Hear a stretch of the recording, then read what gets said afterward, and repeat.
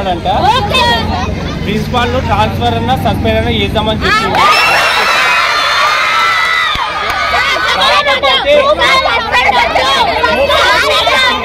రాకపోతే నా మాట మీరే లోపలికి రండి.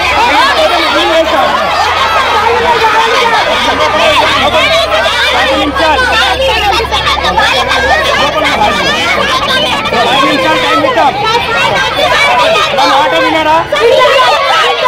నా మాట విన్నారా?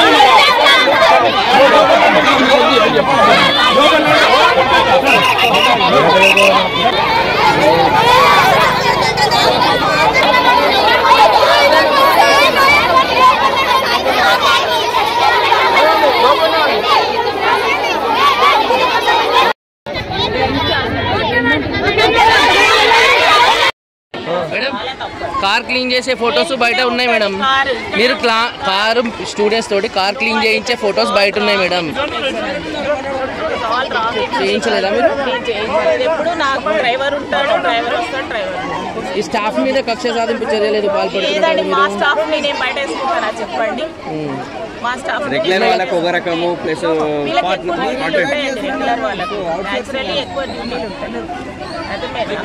ఏంది మేడం అసలు మీకు పిల్లలకు వచ్చిన గ్యాప్? పిల్లలకు అయితే నా వల్ల ఎలాంటి ప్రాబ్లం లేదు. యాజ్ ఇట్ ఈస్ గా మేము అన్ని ఇంప్లిమెంట్ చేస్తాం. మరి వీళ్ళందరూ ఎందుకు అంటారు? వాళ్ళు ఇదివరకు 10:30కి వచ్చి 3:30కి వెళ్ళిపోయేవాళ్ళు.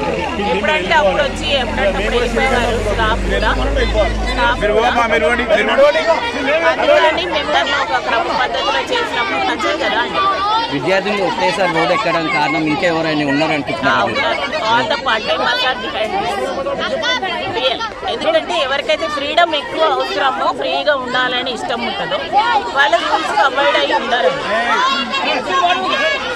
ఇంగ్లీష్ రాదు, ప్రాపర్ వాళ్ళకు క్వాలిఫికేషన్స్ లేవు, అయినా గెటార్ అయిపోతూ ఉన్నారు ఇయర్స్ టుగెదర్.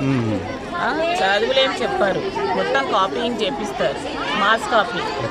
ఇప్పుడు అవన్నీ మనం కంట్రోల్ చేస్తూ ఉంటే పిల్లలకు భవిష్యత్తు అగమ్య గోచరం ఉంటుంది కదా. 10 out of 10 GPA వచ్చిన వాళ్ళు సిఓఈల సీట్లో చూడ they are coming back to this institution. Never, that is all are falls.